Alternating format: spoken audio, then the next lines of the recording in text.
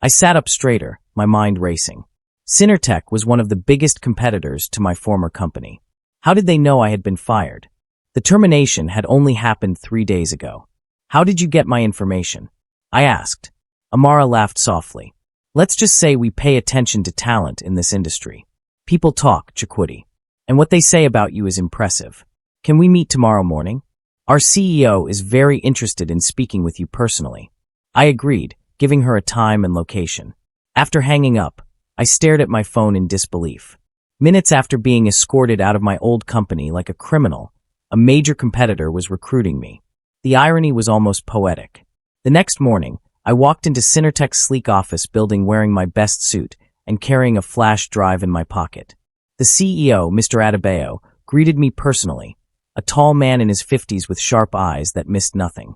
Chikwudi, thank you for coming on short notice, he said, shaking my hand firmly.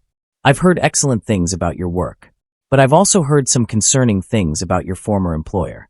Why don't you tell me what really happened? I explained everything, the sudden termination, the humiliating welcome party, the false accusation of sabotage. Mr. Adebayo listened intently, his expression growing darker with each detail. When I finished, he leaned back in his chair and laughed bitterly. I'm not surprised, he said. We've suspected Kareem of misconduct for years. He's been underbidding us on contracts in ways that don't make financial sense unless someone is cooking the books. But we've never had proof. Until now, perhaps. I pulled out the flash drive from my pocket. I have documentation of budget irregularities, fraudulent expense reports, and evidence of fund embezzlement spanning 2 years. I collected it as insurance. Now I'm willing to share it if you can help me prove that I didn't sabotage that system, and if you can help me make sure Kareem faces consequences for what he's done. Mr. Adebayo's eyes gleamed with interest as he took the flash drive. Let's talk numbers, he said. We'll triple your previous salary. You'll start as senior operations consultant with a path to director within a year. And yes, we'll help you bring down Kareem. But I need to know, are you ready for this fight?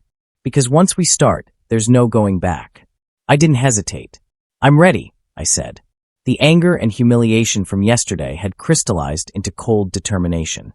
Kareem had declared war when he decided to destroy my reputation. Now I was going to finish it.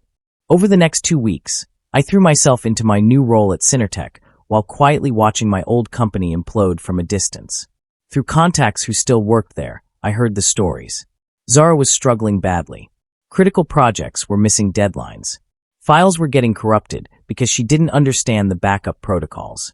3 major clients had called to complain about system errors and poor communication. The entire operations team was working overtime trying to compensate for her inexperience, but the damage was spreading. And Kareem? He was protecting Zara fiercely, insisting she just needed time to adjust, refusing to admit he had made a catastrophic hiring decision. But the cracks were showing. Employees were starting to openly question his judgment. Some of the more experienced team members had quietly started looking for new jobs. The stability I had maintained for 6 years was unraveling in a matter of weeks, and everyone except Kareem could see it. I decided it was time for my first strike. I had a video clip saved on my phone, recorded secretly during a particularly ugly team meeting 6 months earlier when Kareem had berated the entire staff over a budget shortfall he had actually caused himself through his embezzlement.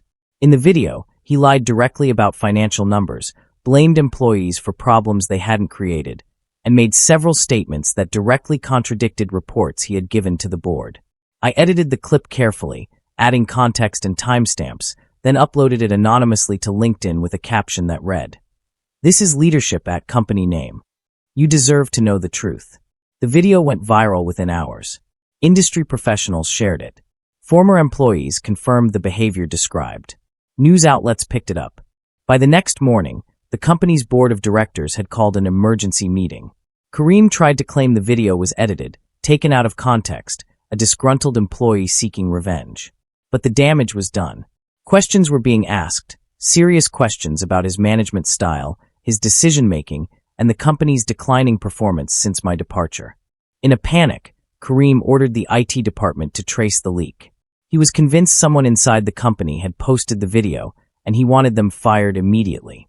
But his paranoia led him to blame the wrong people. 2 innocent employees in the communications department who had nothing to do with it.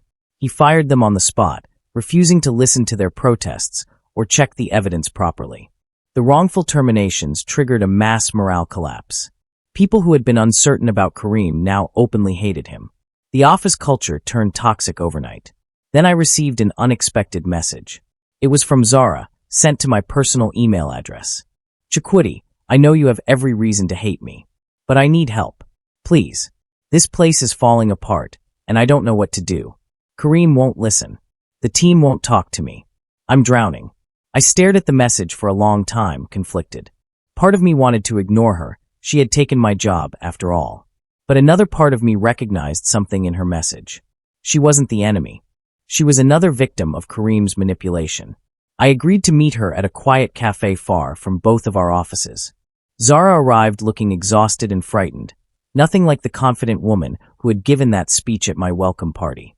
I'm so sorry, she said immediately. I didn't know the full situation. Kareem told me you were retiring, that this was a smooth transition. I had no idea about the party, about the way they treated you. I would never have accepted the position if I'd known. She explained her story. She had been recruited hastily, promised training that never materialized, and thrown into a role she wasn't prepared for. Within days, she realized Kareem was using her as a cover, someone he could control, someone who wouldn't question his decisions the way I had. He's been moving money around, she whispered, changing reports. I've seen things that don't add up. I think he's stealing, but I don't have proof, and I'm terrified that if I say anything, he'll blame me for everything and destroy my career before it even starts. That's when I realized Zara could be the key to exposing everything. She had access to current systems and files that I no longer could reach. She could gather evidence from the inside while I worked from the outside. I'll help you, I told her. But I need you to help me too. I need you to document everything. Every instruction Kareem gives you, every financial irregularity you notice, every conversation where he admits to wrongdoing. Can you do that? She nodded eagerly, relief flooding her face. Yes, anything. I just want this nightmare to end. Over the next few weeks, Zara became my inside agent. She recorded conversations using her phone, took screenshots of suspicious financial transfers, saved emails where Kareem instructed her to falsify reports. The evidence piled up quickly, far more than I had collected in 2 years because she had access I had never been granted. Kareem trusted her because he thought she was weak and controllable. He had no idea she was documenting his every crime. In exchange for her help, I taught her how to stabilize the operation systems remotely, showing her the protocols and procedures I had developed. I didn't want innocent staff to suffer because of Kareem's war against me. Zara proved to be a quick learner once she had proper guidance, and within a week, some of the critical system errors stopped happening.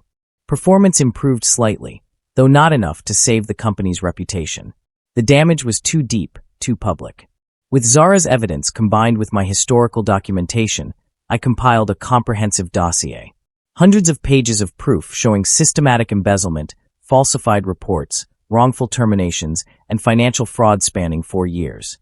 I organized it meticulously with timestamps, transaction records, audio files, and video evidence. Then I sent it anonymously to 3 members of the board of directors with a simple message. You trusted the wrong man. Here's proof. An internal investigation is recommended before this becomes a criminal matter. The board launched a silent investigation without telling Kareem.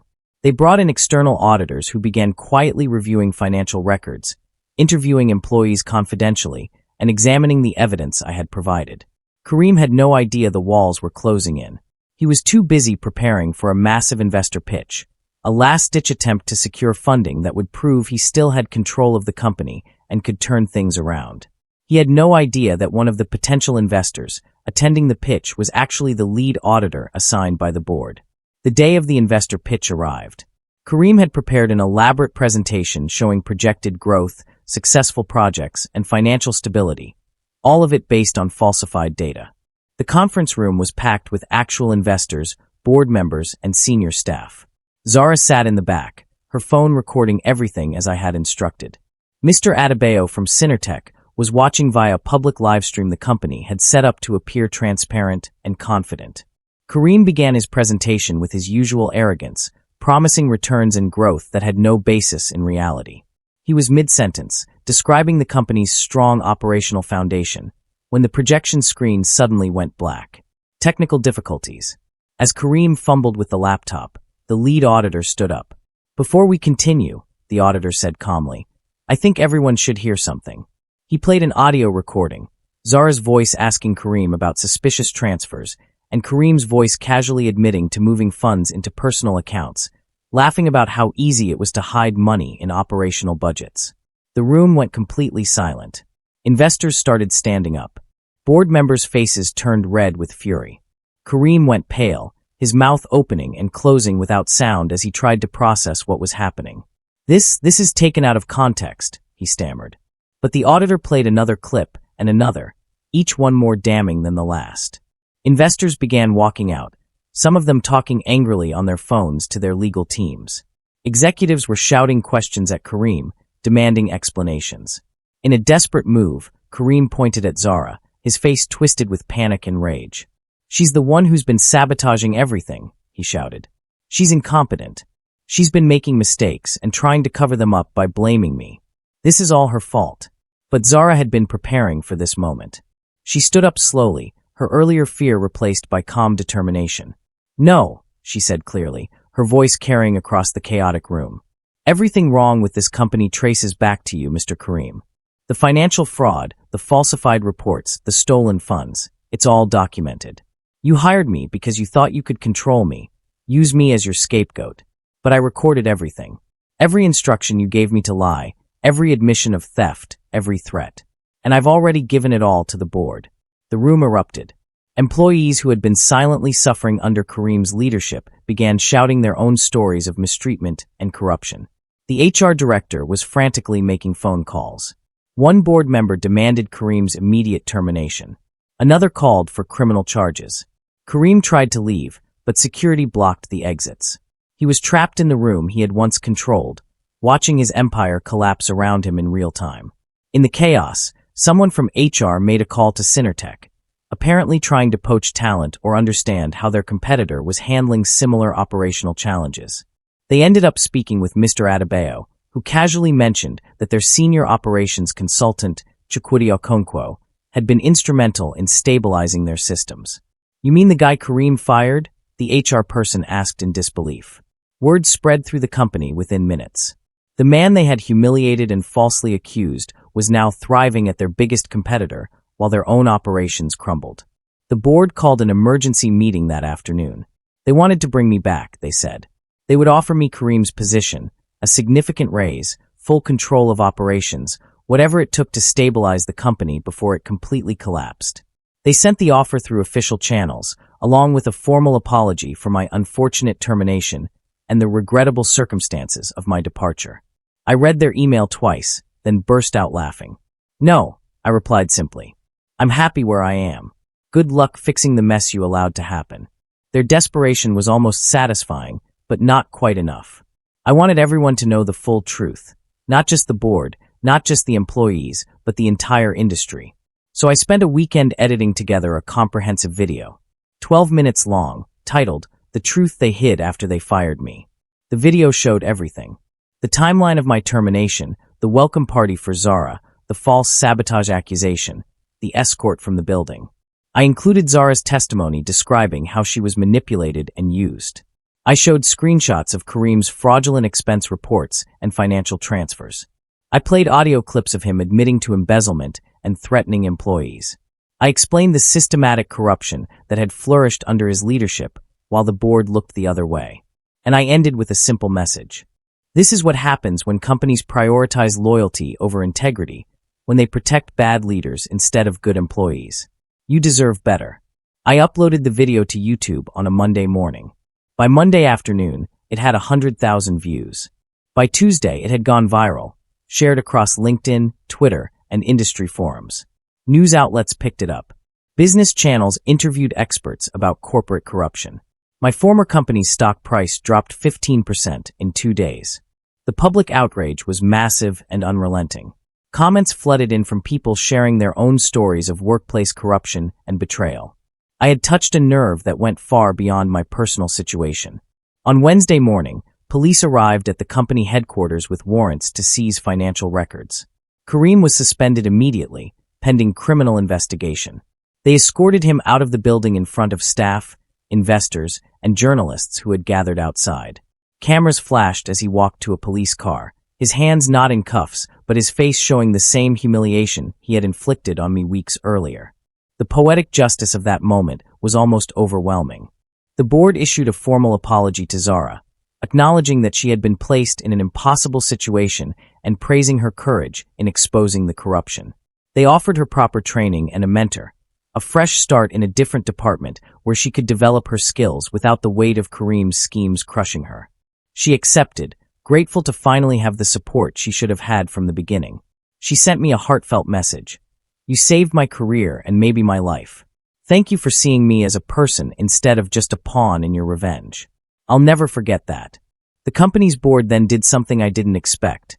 They issued a public apology to me, acknowledging the injustice of my termination and the false accusations made against me.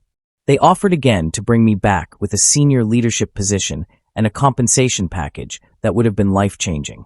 But I had already made my decision. I sent a professional but firm response declining their offer. "I appreciate the apology," I wrote, "but I found a company that valued me before I had to prove my worth through public humiliation. I choose dignity over desperation." At Synertech, I was promoted to Director of Operations within 3 months of joining, faster than anyone in the company's history. Mr. Adebayo called me into his corner office on the day of the promotion to personally deliver the news. "You've revolutionized our operations," he said. "Efficiency is up 30%, client satisfaction is at an all-time high, and we've won contracts we never would have gotten without your expertise. But more than that, you've shown the industry what integrity looks like. That's worth more than any technical skill." I walked into my new office, sunlight pouring through floor-to-ceiling windows, a mahogany desk with my name plaque already in place, a view of the Lagos skyline that took my breath away. I thought about that cardboard box of belongings I had carried out of my old company under security escort. I thought about the humiliation of watching strangers celebrate taking my job. I thought about Kareem's confident smirk as he destroyed my reputation. And I smiled. They had replaced me, thinking I was disposable. They had humiliated me, thinking I was weak. They had falsely accused me, thinking I had no recourse. But they had never expected me to rise higher, stronger, and more successful than I had ever been under their leadership. They had underestimated the power of someone who had nothing left to lose and everything to prove. 6 months after my termination, my former company was still struggling. Kareem was facing criminal charges for embezzlement and fraud. 3 board members had resigned under pressure from investors. The company's reputation was damaged, possibly permanently. Meanwhile, Synertech was thriving, having overtaken them in market share and client satisfaction. The contrast couldn't have been more stark. I received occasional messages from former colleagues who had stayed at the company. Some apologized for not defending me during my escort out. Others asked for advice about whether they should leave too. I responded to everyone with grace and honesty. I harbored no ill will toward people who had been caught in Kareem's toxic culture. But I also made it clear that staying silent in the face of injustice comes with its own consequences. Zara and I stayed in occasional contact. She sent me updates about her progress, asking for advice when she faced challenges. I was happy to help. She had risked everything to do the right thing, and she deserved support. Within a year, she had become a competent manager in her own right, mentoring junior staff and building the kind of positive culture that Kareem had destroyed. Her transformation was proof that people can grow when given proper support instead of manipulation. Looking back on everything now, I understand that losing my job was the best thing that ever happened to my career. It forced me to leave a toxic environment I had tolerated for too long. It pushed me to fight for my own value instead of waiting for others to recognize it. It taught me that documentation and evidence matter more than loyalty when dealing with corrupt leadership. And most importantly, it showed me that justice, while sometimes slow, is possible if you're patient and strategic. The lesson I learned wasn't about revenge, though that's how some people interpreted my actions. It was about accountability. Kareem wasn't punished because I was vindictive. He was punished because he committed crimes and destroyed careers and deserved to face consequences. The system only worked because I had evidence, allies, and the courage to speak up despite the personal cost. That's not revenge. That's justice. Today, when I walk into Synertech's headquarters, I do so with my head high and my reputation intact. The whispers that followed me out of my old company have been replaced by respect earned through competence and integrity. The humiliation I felt watching Zara give that welcome speech has been replaced by satisfaction, knowing I helped expose corruption that could have destroyed many more careers. The anger I felt at Kareem's false accusations has been replaced by peace, knowing he's facing real consequences for his actions. My story went viral not because it was unique, but because it was universal. Everyone knows someone who has been pushed out of a job unfairly.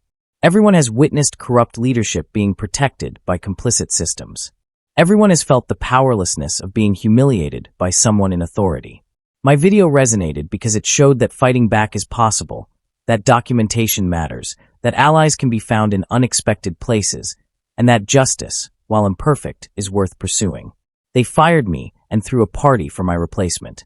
But I'm the one who ended up with the better career, the vindication, and the satisfaction of knowing I stood up for what was right. Kareem is the one facing criminal charges. My old company is the one struggling to rebuild its reputation. And Zara is the one who learned that integrity matters more than blind ambition. The last time I drove past my old office building, I didn't feel anger or bitterness. I felt grateful. Grateful that Kareem's corruption was exposed before it hurt more people. Grateful that Zara found the courage to do the right thing despite the risks. Grateful that I landed somewhere that valued my skills and my integrity. And grateful that I documented everything, trusted my instincts, and refused to let injustice have the final word. They never expected I'd rise higher. But I did. And that's the sweetest victory of all.